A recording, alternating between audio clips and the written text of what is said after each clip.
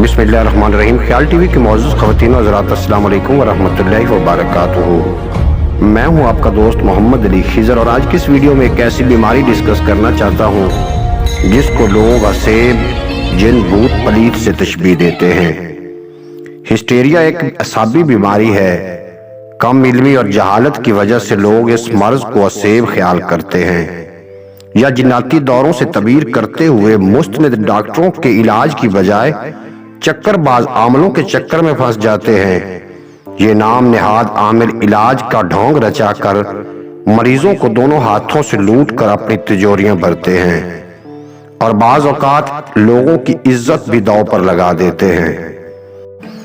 आए रोज मीडिया में ऐसी इखलाक सोज खबरें आती रहती हैं जिन्हें आज की इस वीडियो में डिस्कस करना बाइस शर्मिंदगी होगा। आइए आज की इस वीडियो में इस बीमारी की तारीख, असबाब और इलाज पर नजर डालते हैं। हिस्टेरिया यूनानी जबान का लफ्ज है जिसके मानी रहम के हैं। कदीम इत्तबा इसको रहम और बंदश हैज की वजह से करार देते थे। बौगोला के नाम से भी ये बीमारी मशहूर है। वजह तस्मिया मरीजा को पेट में उठता हुआ गोला महसूस होता है। हिंदी वेदों ने भी इसे नस्वानी बीमारी करार दिया है। जदीद साइंस नजरिया के मुताबिक ये एक ज़हनी, नफ्सियाती और असाबी आर्जा है जो निज़ाम असबी में किसी खलल वाक़े होने से रूनुमा होती है।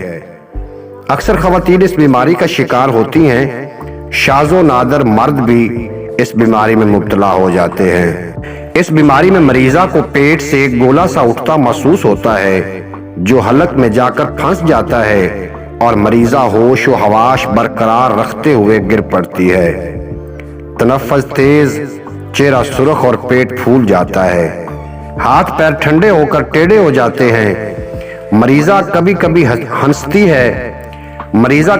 हंसती है तो कभी कभी रोना शुरू कर देती है। ऐसे मरीजों का शऊर कमजोर हो जाता है और लाशऊर ताकतवर हो जाता है। मरीजा दांत तो पीसती है मगर जबान नहीं कटती। इस वजह से कोई आमिल इसे जिन्नाती दौरे से तबीर करके कोई जंतर मंतर पढ़ ले तो मरीजा के लाशऊर में रचे बसे जिन्नाती और असेबी नकूश उभर कर सामने आ जाते हैं। इसी लाशऊरी कमजोरी का फायदा उठाकर नाम नेहाद आमिल जिन्नात और असेब का ड्रामा रचाते हैं। हिस्टेरिया का दौरा चंद घंटों से लेकर एक रोज तक जारी रह सकता है। इस बीमारी की वजूहात पर अगर बात की जाए तो इसमें वो लोग मुब्तला होते हैं जो ज़हनी तौर पर कमजोर होते हैं। ऐसे लोगों की तबीयत में खौफ और वहम का अंसर गालिब हो जाता है। इसके अलावा जिनसी ख्वाहिशात की तशनगी, अयाश माहौल, अयाम खास की खराबी, मायूसी, नफ्सियाती दबाव और जज्बात की शिद्दत की वजह से ये मर्ज लाहक होता है। ज्यादा तक कुंवारा रहना या कुंवारी रहना और गैर इखलाकी लिटरेचर पढ़ना भी इस बीमारी का सबब बनते हैं। देखिए आज की इस मुख्तसर वीडियो में आपको हिस्टेरिया बीमारी के बारे में काफी मालूमात मिल गई होगी।